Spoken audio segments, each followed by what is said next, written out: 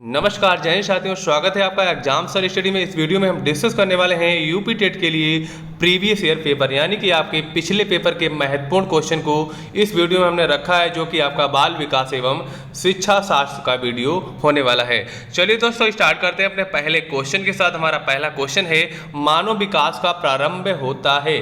Question के option आपको मिल जाते हैं। पहला है पूर्व बाल्यावस्था से, उत्तर बाल्यावस्था से, थर्ड आपका दिया है शैशवावस्था से, चौथा है गर्भावस्था से। तो हम बात करते हैं मानव विकास के बारे में। तो मानव का जो विकास है भैया कहाँ से स्टार्ट हो जाता है? गर्भावस्था से, यानी कि इसका विकास जो है मानव का माँ के कोख से स्टार्ट हो जाता है। तो इसलिए हमारा राइट आंसर हो जाएगा गर्भावस्था से। उसके बाद हमारा आता है शैशवावस्था, उससे पहले पूर्व बाल्यावस्था, उसके बाद उत्तर बाल्यावस्था, फिर शैशवावस्था। चलेंगे अपने अगले क्वेश्चन पर। क्वेश्चन हमारा है, शिक्षा में अवरोधन का तात्पर्य क्या है? आपको विकल्प मिल जाते हैं, चार बताइएगा राइट आंसर क्या हो जाएगा।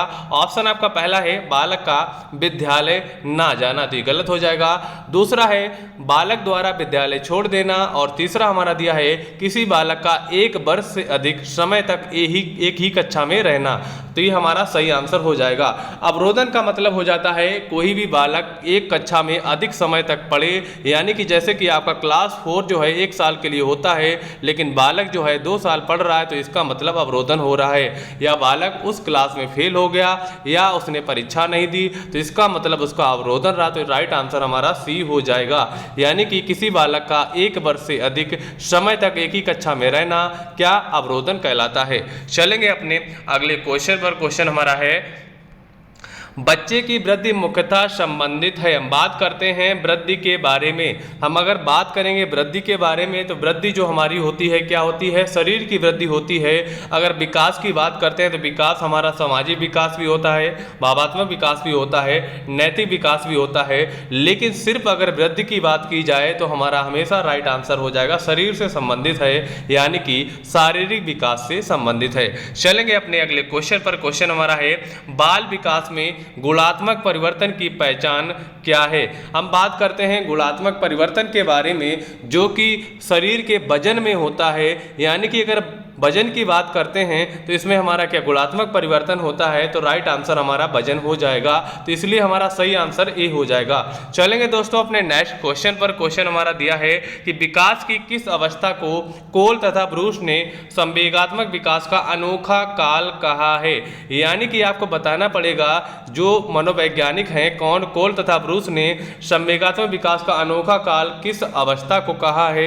तो इसका राइट आंसर की अगर हम बात करते हैं तो राइट आंसर हमारा अनोखा काल जो है भैया बाल्यावस्था कहा जाएगा। ये क्वेश्चन काफी बार पूछा जा चुका है, तो ध्यान से देखिएगा। तो राइट आंसर हमारा बाल्यावस्था हो जाएगा। चलेंगे साथियों अपने नेक्स्ट क्वेश्चन पर। क्वेश्चन हमारा है, किसी भी नई भाषा को सीखने के लिए कहाँ से प्रारंभ किया जाना चाहिए? यानी कि अगर किसी बालक को अगर भाषा सिखाना प्रारंभ कर रहे हैं तो कहाँ से स्टार्ट किया जाना चाहिए, इसके बारे में आपको आंसर बताना है। पहला ऑप्शन देख सकते हैं अक्षरों एवं शब्दों के मध्य साहचर्य से, दूसरा है वाक्यों के निर्माण से, तीसरा है शब्दों के निर्माण से, और चौथा है उपयुक्त में से कोई नहीं। अगर हम बात करते हैं बच्चा जब बालक जन्म लेता है, धीरे धीरे कुछ वर्षों में है ना, बालक कुछ नाम जानने लगता है, जैसे पापा मम्मी सब कुछ बोलने लगता है, किसी के नाम लेने लगता है, यानी कि नाम जानता है, यानी कि उसको शब्द पता हो गए, लेकिन उसे अक्षरों के बारे में कुछ भी नहीं पता है। तो उसको हम क्या करेंगे भैया, अक्षर को बताएंगे और उसके बाद शब्द को बताएंगे, और फिर अक्षर शब्दों का संबंध करा के उसके मध्य क्या सहचर्य कराएंगे। तो हमारा राइट आंसर क्या हो जाएगा? ए हमारा जो है राइट आंसर हो जाएगा। हम बात करते हैं 6 नंबर की, तो राइट आंसर हमारा ए हो जाएगा।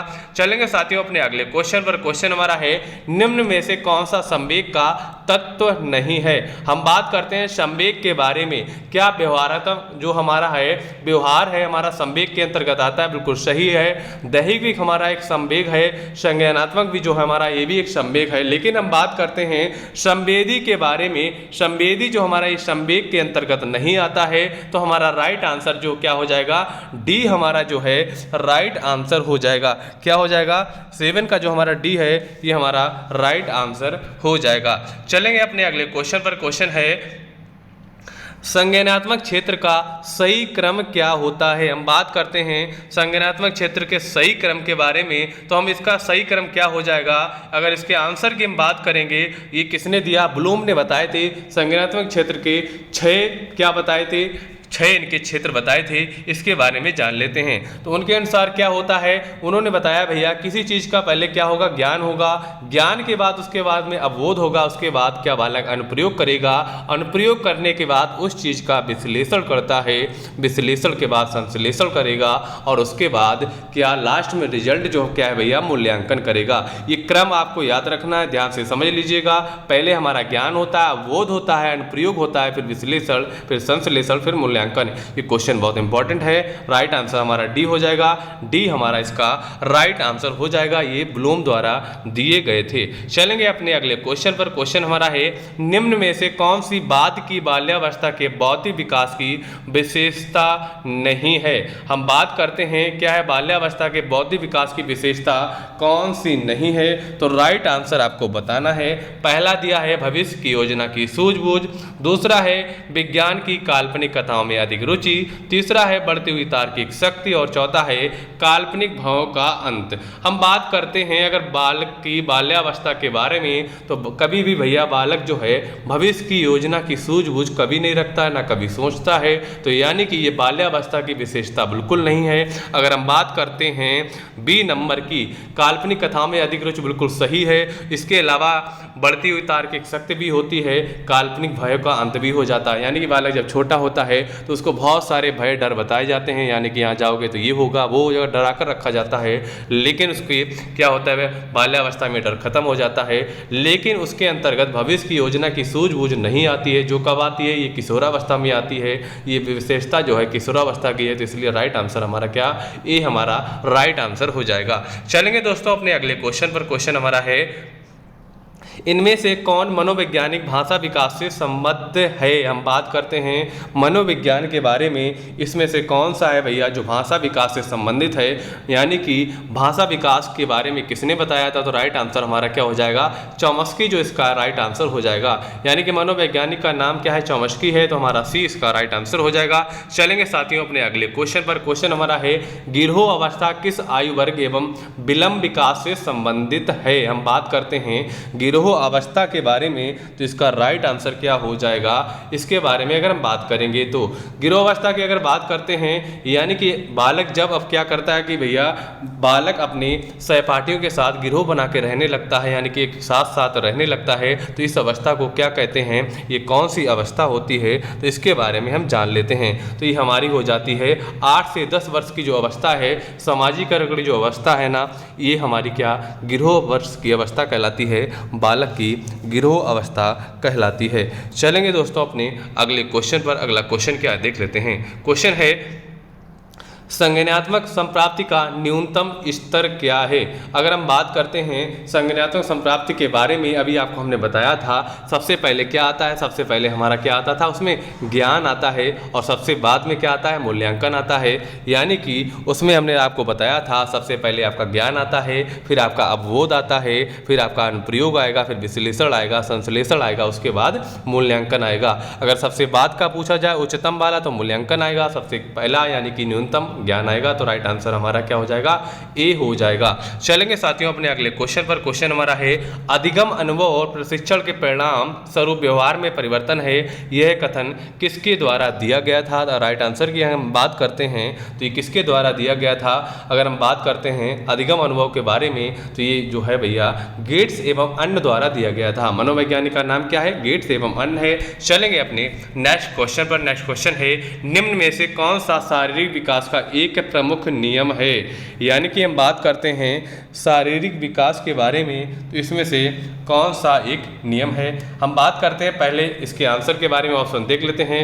मानसिक विकास से भिन्नता का नियम ये बिल्कुल गलत है। दूसरा है अनियमित विकास का नियम, ये भी गलत है। और बात करते हैं शारीरिक विकास के बारे में, तो द्रुतगामी विकास का नियम जो हमारा सही हो जाएगा। यानी कि शरीर का जो विकास है रुक रुक कर भी होता है, तेज भी होता है, जो इसका मतलब हो जाएगा द्रुतगामी विकास जो है इससे संबंधित है। तो राइट आंसर सी हो जाएगा।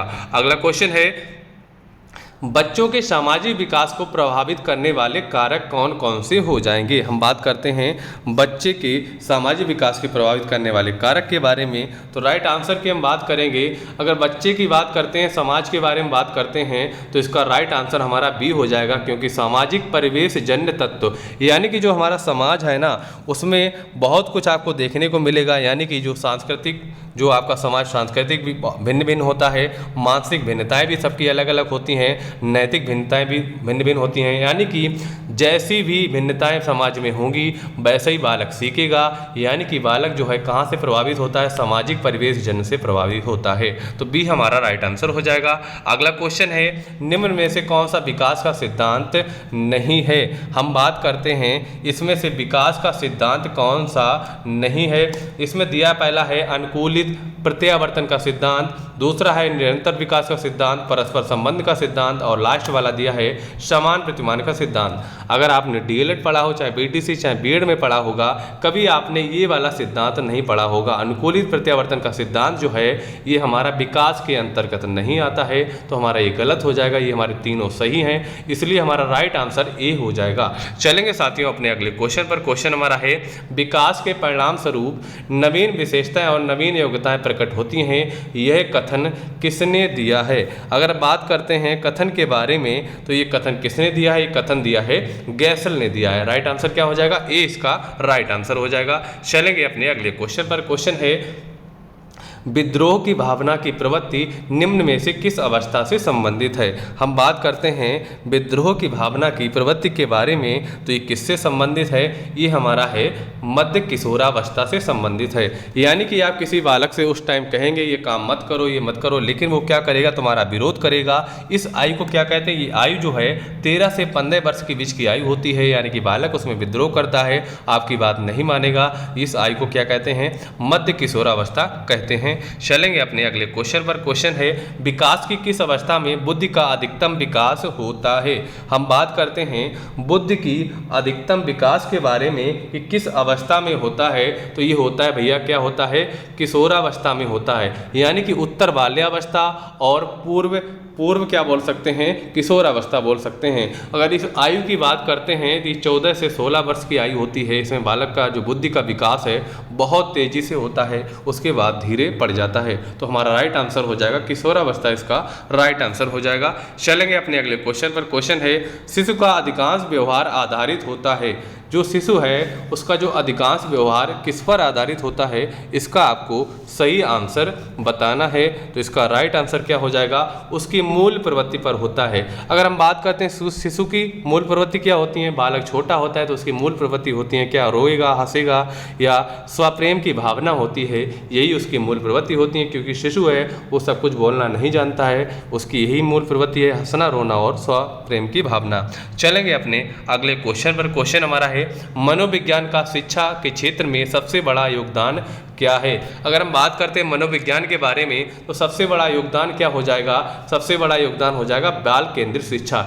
यानी कि मनोविज्ञान तरीके से क्या होता है कि बालक के पूर्व ज्ञान को समझा जा सकता है, पूर्व व्यवहार को समझा जा सकता है, उसके अनुसार उसी के तरीके से शिक्षा दी जा सकती है। तो इसलिए बाल केंद्रित शिक्षा जो है, बाल केंद्रित शिक्षा जो है बहुत इंपॉर्टेंट है, यही सबसे बड़ा योगदान है। चलेंगे अपने अगले क्वेश्चन पर। क्वेश्चन हमारा है, निम्नलिखित में से कौन सा वृद्धि और विकास के सिद्धांतों से संबंधित नहीं है। हम बात करते हैं वृद्धि और विकास के सिद्धांतों से, इसमें से कौन संबंधित नहीं है, तो इसके बारे में बात करते हैं। अगर हम बात करेंगे निरंतरता का जो सिद्धांत आपका है, ये हमारा वृद्धि से भी होता है और विकास से भी होता है। यानी कि जैसे कि आप बड़े हो रहे हैं तो आपका बौद्धिक विकास भी होगा और शारीरिक विकास भी होगा। यानी कि निरंतरता का सिद्धांत भी लागू होता है, समन्वय का सिद्धांत दोनों में लागू होता है, व्यक्तिगतता का सिद्धांत भी लागू होता है। लेकिन हम बात करते हैं वर्गीकरण का जो सिद्धांत है, यानी कि इसका जो आंसर है, ये वर्गीकरण का जो सिद्धांत है इसमें हर जगह लागू नहीं होता है। यानी कि ये विकास का सिद्धांत नहीं है, इसमें सिर्फ क्या, वृद्धि की जा सकती है। चलेंगे अपने अगले क्वेश्चन पर। क्वेश्चन हमारा है, बाल मनोविज्ञान का क्षेत्र क्या है। हम बात करते हैं बाल मनोविज्ञान के बारे में, इसका क्षेत्र क्या है तो इसके बारे में हम जान लेते हैं। जो बाल मनोविज्ञान का जो क्षेत्र क्या होता है, बाल मनोविज्ञान में गर्भावस्था से किशोरावस्था की विशेषताओं का अध्ययन किया जा सकता है। यानी कि आप बाल मनोविज्ञान पढ़ रहे हैं, आप बच्चों को पढ़ाएंगे तो इसका मेन रीजन क्या है कि आपके बालक के, छोटे बालक को जो गर्भ से निकल के आता है उसका किशोरावस्था तक के अध्ययन करना, यही हमारा बाल मनोविज्ञान है। चलेंगे अपने अगले क्वेश्चन पर। क्वेश्चन हमारा है, पूर्वग्रही किशोर किशोरी अपनी ... प्रति कठोर होंगे, तो राइट आंसर क्या हो जाएगा, इसमें क्या भरा जाएगा, अपनी समस्या के प्रति कठोर होंगे। क्या होगा, इसमें समस्या भरा जाएगा। तो राइट आंसर हमारा क्या, ए हमारा इसका जो है राइट आंसर हो जाएगा। चलेंगे अपने नेक्स्ट क्वेश्चन पर। क्वेश्चन हमारा है, स्वकेंद्रित अवस्था होती है बालक की, कौन सी स्वकेंद्रित अवस्था होती है। तो हम बात करते हैं स्वकेंद्रित अवस्था के बारे में, तो ये होती है हमारी 3 से 6 वर्ष तक की जो अवस्था है, ये क्या होती है, स्वकेंद्रित अवस्था कहलाती है। क्योंकि बालक जो है ना, इस अवस्था में बालक अपने सुखों की प्राप्ति हेतु तत्पर रहता है, इसलिए इस अवस्था को स्वकेंद्रित अवस्था कहते हैं। चलेंगे अपने नेक्स्ट क्वेश्चन पर। क्वेश्चन हमारा है, माँ बाप के साय से बाहर निकल जाने पर अपने साथी बालकों की संगत को पसंद करना संबंधित है। यानी कि बालक जो है अपने माँ बाप से ज़्यादा अपने साथी की संगत पसंद करते हैं। ये अवस्था कौन सी होती है, इस अवस्था को हम क्या कहते हैं। तो ये अवस्था हमारी क्या होती है, पूर्व किशोरावस्था होती है। जो हमारी पूर्व किशोरावस्था है 9 से 12 वर्ष के बीच होती है।